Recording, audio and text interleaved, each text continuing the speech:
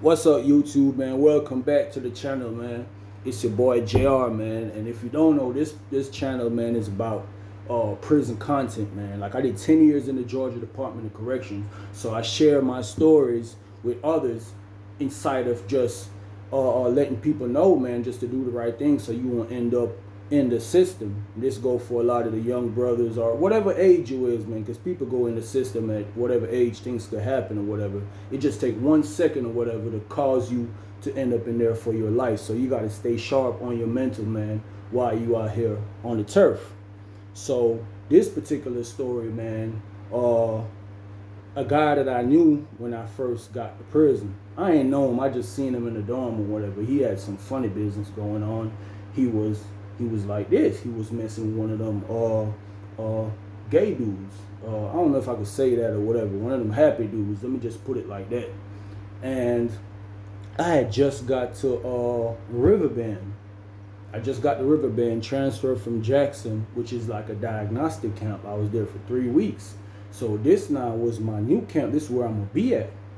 Now this was like early 2014, because this camp had just been open like 3 months before I got there. So when I got there tonight, now it's a lot of guys that got there, whatever. So I was there, and I was talking to one of this blood dude the whole time we on the bus or whatever. He was sitting beside me. So it happened we ended up in the same dorm. So when we go in now, you could tell the people in there, they looking. So I guess somebody knew him. So they throwing up the blood sign. He threw it back up. Instantly, he made a connection with his homies or whatever. Me now, I ain't affiliated with nothing. I'm a civilian. Or if you know what civilian is, somebody that basically ain't affiliated with nothing in the prison system. They just be doing their own thing. And that was me. That was my decision.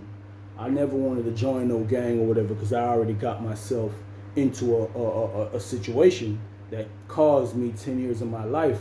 So I didn't want to put myself in another situation where, you know, the gang activities might cost a lot of gang wars and all this stuff. So I just said, I'm gonna stay away from that, man. That ain't me. And so now we in the dorm, and they showed me where my bunk is. My bunk was like against the back wall or whatever.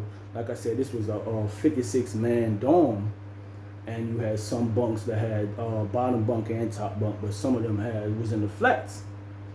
So now the blood dude name was Aloe. That was his name, Aloe. Aloe had called him. He like, hey Jamaica.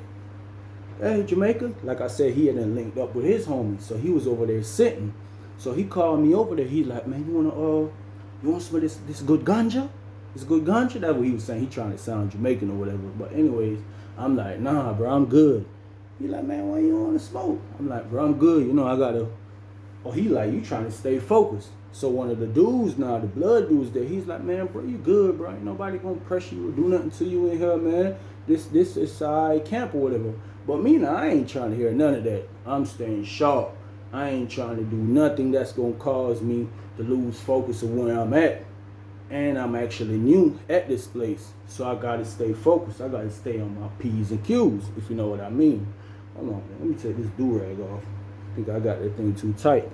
But anyway, now, when he said that, one of the other dudes beside him, I guess he heard when Aloe was calling me Jamaican. He was like, man, it's another Rasta in here, another bumper cloth in there. So another guy now that was sitting there, like I said, they all smoking, they passing around the ganja or whatever. So the other guy was like, man, he ain't Jamaican, man. That man African, man. You don't even know countries. So the guy was like, African, Jamaican, it's all the same thing. All them niggas talk funny. So I'm there, I'm just sitting back. So the guy now, he was like, oh yeah, they go to African dude over there. So when I looked to the side, he was on one of the flat bunks. So he over there, he had headphones on, he bald head. I guess he had like, we was working out previously to that. So he's still like bumping, you could tell he's sweating. I'm like, this thing big. He was sitting down, but like I said, I got to know him. So he was like 6'2", man, big, man. Arms like this. And he was African. So now, I'm like, okay, I'll holler at him some other time or whatever. So then now, I see while we there, we talking or whatever, chopping it up or whatever, I see when a guy rolled up. Now this particular dude or whatever he called himself, because he was one of them happy fellows, one of them funny guys or whatever. And he came in the cut, like in the section where we was. And he said to one of the gang members, he was like, man, let me get a light. And you could tell instantly that dude was one of them happy dudes, man. So dude gave him a wick. Now a wick is something like a piece of tissue that you roll up and somebody will light it. And being that it was in an open dorm, dudes might keep it lit or whatever. So anybody going around, you might hear somebody yell out randomly, man, who got a wick? Who got a light? Somebody might be like, I got one over here. I got one over here. So I guess they ain't had nothing against him because they was talking to him or whatever. So anyways, after being there for a couple of days, I got to see that this, not saying I was looking at him, but you observe everything that's going on around you. I seen that this funny guy, he was spending a lot of time with this other dude. Mind you, I don't know this other dude. His name was SAV. He was from Savannah, and they always chilling together. They'll sit down. So I'm like, why this regular dude messing with this punk? Unbeknown to me now, me being from Jamaica, not being around a lot of this stuff, I always thought that I learned this from being in jail, all the girly type dudes that mess with each other. Now this dude, he was a real manly dude, but he was like, they was in a full-blown relationship. And I had to ask the guy who had then got down there with the blood dude, he was like, yeah, man, them niggas punks. You don't see that shit? I'm like, man, what the hell? I'm like, that young nigga turned out. They were like, yeah, he turned out or whatever. So anyways, you see all this activity going on or whatever. So they'll be all over the place. They be in the dorm fighting. They might be in there full-blown throwing fists. Now the funny guy, the gay guy, the punk, his name was Freddie. They said Freddie had hands. And one time Freddie had them swole goddamn SAV face up in the dorm, man. They was fighting over they little funny relationship they had going on. So anyways, now this story go back, it's gonna move forward to like 3-4 years later. I'm at Smith State Prison, y'all. I'm at Smith State Prison. I never forget this day. We going to the chow hall. I'm with one of my other little bros. He Jamaican. And they call him Lil Rude Boy. So me and Lil Rude Boy, now we walking, but he basically grew up in America too, but he's full-blooded Jamaican. So me and Lil Rude Boy, now we going to chow hall. We going to chow hall now. I see this dude in the window instantly. I knew him. I knew his face. It was SAV. Same funny dude I was telling you about earlier. So I see my bro Rude Boy now, he throw the bees up at bro in the window. Mind you, he's not out there where we at because he's a kitchen orderly. He work in the kitchen. They be cooking and doing all this stuff. And he throwing up the gang sign to my bro.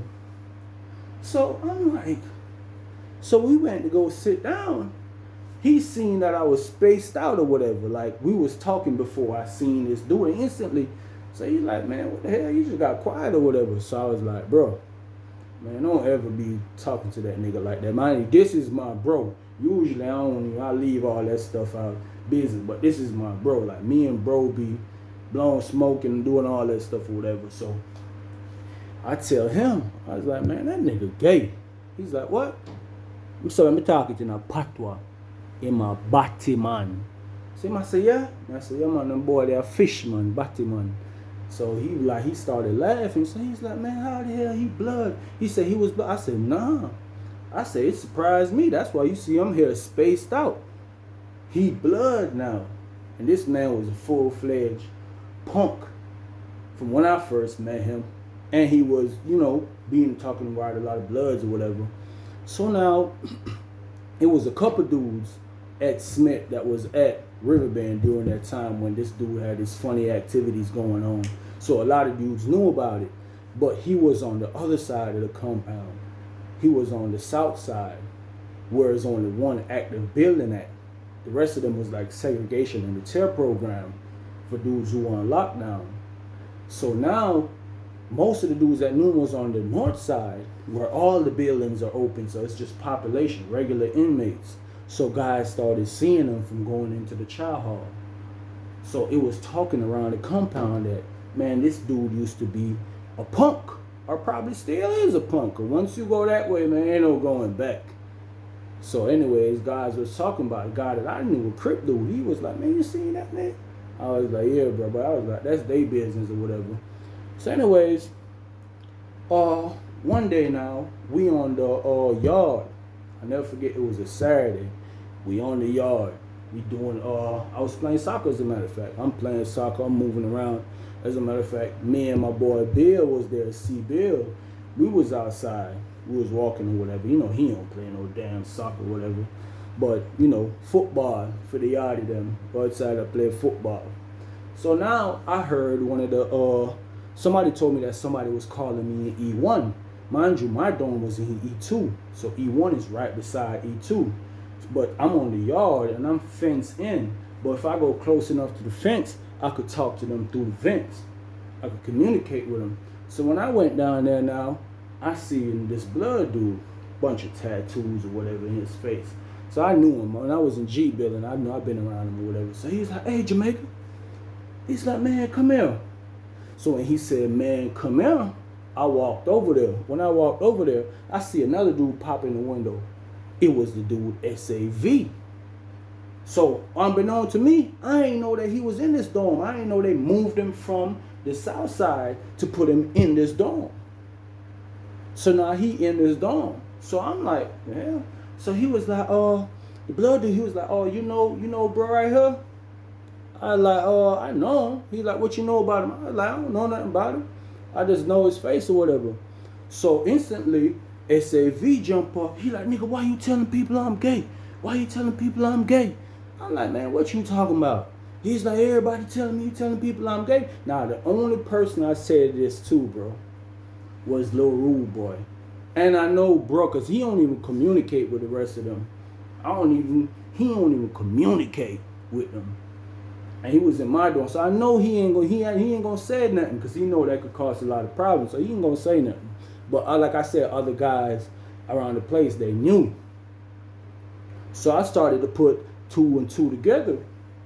And I was like, oh, he coming at me because all the guys that's been putting him out there, they gang affiliated respectfully to different gangs. Some of them was GDs, some of them was Crips. And you might have some Muslims or whatever, guys that know him. But I was a civilian, so I'm like a free pick. So he there talking, nah, man, I ain't in no talking with you. I push off. So C-Bill like came up to me, he like, bro, what going on? I was like, man, ain't shit, man. This goddamn gas nigga in the window thinking I done expose him to the bloods that he was gay before he turned blood. I was like, man, so he like, man, Jamaica, just goddamn leave that shit alone. I was like, man, I ain't worried about that shit. But in the back of my mind, being that I'm in the system, and I've been in the system a couple years now, I was seasoned in. Meaning that I could see things coming. I could see things for what they is. So I know instantly in my mind, the way how dude was acting in the window, I know he has some type of pressure, some type of aggression towards me. So instantly that gave me a funny feeling. I'm naturally paranoid while I'm in there now. So this put me on all the way on guard. Mind you, I tell you, this is the weekend now. So I'm going around, whatever. It's Monday now. I'll never forget, it's Monday.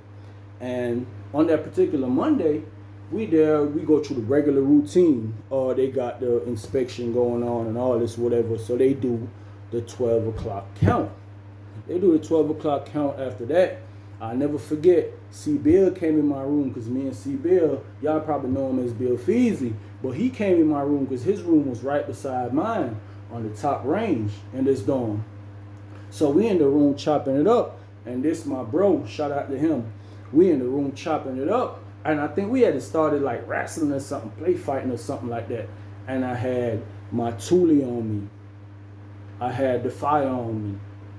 Now this particular tool, it was like a thick plexiglass with a point like this.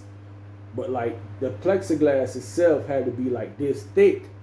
I always had that because whenever we go in the shower or going whenever where we got to pass the metal detectors, some guys, they'll roll with their metal the same way because they know how to get around the metal detectors. I wasn't playing with that thing, so I had mine fiberglass. I had bought it from a white dude. He was the tool man, if you know what I mean.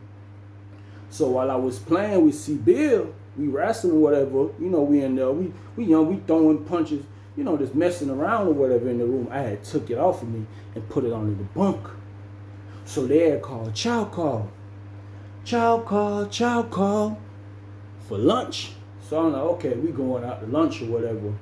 I stayed to the back of the line. When we go outside and we lined up, because this particular, they was bringing us across the yard. You could go straight across the yard instead of going around to get to the chow hall. You could go straight across the yard. They just put the portable metal detector on the yard, and an officer will stand on this side and then make sure you walk close enough where it could pick the signal up if you have some type of metal on you. So when we in the line now and I see the line moving and I see the metal detector, instantly back in my mind, I'm like, man, I left the toolie in the room. Now, like I said, in my mind now, I knew it was Monday and this dude was going to be back in the kitchen. And this is the time it'd be a lot of movement going on. So I stayed to the back. Lil Rude Boy, he was up in the line. One of the times when he went through the metal detector, I see he turned and looked at me. Because he knew we had been talking and I felt like something was going to happen. So he giving me that look like, bro, why you all the way back there? But I'm in the back. We go in the chow hall now. When we go in the chow hall, instantly I scan the whole place. When I scan the whole place, SAV, he's in the chow hall wiping tables with a rag and a little white bucket, cleaning tables. As one dorm leave, they'll clean the tables or whatever. So my whole dorm in there now. Now, when you go in the chow hall, you got like the wall right here, you got a fence to like right here. So you pretty much got space for like two regular bodies beside each other, whatever. So I'm in the back. Now, little Rude Boy, he got his tray and he went and sat down. He gave me a look again. Now this look was telling me, you on point, or questioning me like if I'm on point. And I gave him a look like, yeah, I see what's going on. SAV is in the chow hall. So 9 times out of 10, something finna happen. And like I said, by this time, I'm seasoned in. So you know it ain't finna go down like that. So we walking up in the line, people getting their trays. Now when I get closer to the front to get my tray out the window, because you got to pull the tray out the window, and it was a lieutenant right here. So people won't do-wop or come back and get a second tray. Yeah, people do be doing that. They come back and get seconds and thirds. So the officer was in there regulating. The guys will jump back in the line. So the lieutenant was in there regulating. But as I'm getting closer to the window, SAV on the other side of the fence, he wiping tables coming closer to me. So instantly I'm a punt. I'm like this, okay. As soon as I grab my tray, y'all, out the window. Now when we get up to the window, the fence ends right here. And you got a fence, it might start back like 3 feet over here for when you going out the chow hall. If y'all understand me. Make sure y'all stay with me, man. So when I get my tray now, instantly at the corner of my eyes, I could see when he went like this with the bucket. And I pushed back like this.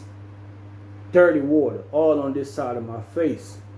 I turn around, he rushing to me. But like I said, I'm already on point. And I guess guys had already told him about me. Like, that's Jamaica. Bro can fight for real. Like, bro be training every day. And people know me. Anybody who know me, they know I'm good with my hands and my feet. All day, every day. Everybody that knew me, I'm not bragging or boasting about nothing. But those who knew me, that's what they knew me for. So now, he throw it and he swung at me. But when he swung at me, he kind of missed.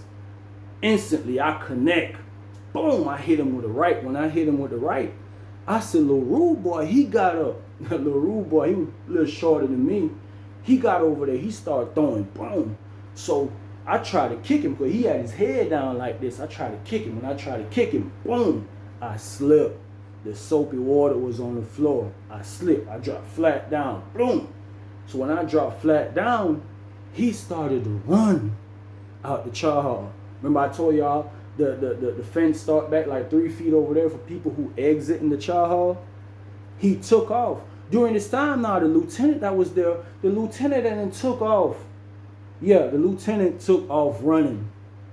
The officer with the lieutenant rank, with the 1 gold bar, he took off running. Because you had the door right there, but inmates will have to walk around the fence. He could walk straight through the middle of the chow hall and go right out the door. But SAV took off running. I get up. I'm hell bent on catching him. Because I'm hot. My head hot it a boil. He just threw dirty water in my face. So I took off after him. I'm running. He bent one corner, and there was another corner coming up. In my mind, I was like, okay, I can't catch him this corner, but by the time he hit the other corner, I'm going to catch him and go out the door. By the time he reached at the door, I'm running behind. We went like this to pull the door. Instantly, I kicked him. Boom! I kicked him. He went head first out the door. Boom! He running the fence out the door. When I go out there, and the lieutenant to the side, all this happening so fast. So while he hit the fence, when he hit the fence like this, boom! And he turned around. He turned around into me. I went rocking him. Boom, boom, boom, boom, boom, boom. I'm hitting him all on the fence. Then I hear the lieutenant calling the 1010. 1010 in the chow. 1010 in the chow. Get off of him. Get off of him. So while he's saying get off of him, I see he pulled the spray can out. Nah, this if you notice, the can had to be this big, man. They got this big yellow handle on it. You know when they pull that out, they want to spray you, man. It's over with. Your eyes seem to be burning everything. So I ran back in the chow hall. Y'all. When I ran back in the chow hall, one of the other guys I knew, my shirt was a little crushed up right here. I guess dude was trying to hold my shirt, so it was a little crushed up. One of the guys in there, one of my bros, he's like, bro, straighten your shirt. So when the CERT team ran in there, remember I told you the CERT team are like the SWAT team out here. They wear all black. Usually they be large, big, ready to slam your back out. They come in there, everybody on the floor. They got the guns with the little pepper balls or whatever. Hit you with everybody on the floor. Instantly I get on the floor. I blend it in with everybody. So they walk around. Who was fighting out there? Who was fighting out there? Who was fighting out there? I just kept my composure. I stayed calm. Mind you, my shirt was kind of wet right here, so I was kind of worried about that. So then they took everybody up. So I'm looking at my shirt. So the same bro that told me to lay down, he's like, man, you look nervous. He was like, calm down. Mind you, I'm hot. I'm hot. I still wanted to go out there and finish, dude, but I knew I didn't want to go in the hole. And I got my get back. Because I beat him, man. When I caught him out there on the fence, man, I beat him. Anybody that was down there that knew, Bill Feezy could tell y'all about it. I beat him out there. So they lined us back up to go to the dorm. So while they lined us back up, the lieutenant now, he's trying to remember who it was. But I guess everything happened so fast. And knowing me, I hadn't been at Smith probably like 3 years at this time. And I knew this lieutenant. I ain't knew him like, I knew his name. He ain't know my name because that's how I am when I'm in the system. I'm not finna let everybody know my name. I'm not like that. So all the CERT team members, they had to put dude in handcuffs and brought him to segregation before they brought us out. So when they brought us out, they all standing, they looking.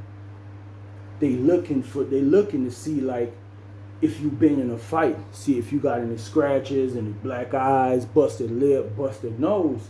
But I ain't had no scratches. The only thing I was worried about was the water on my t-shirt right here. Yeah, because this time we was wearing t-shirt in the summertime. In the summertime, in the system, they'll let you wear your t-shirt alone and you ain't got to wear that other shirt with a collar and buttons or whatever.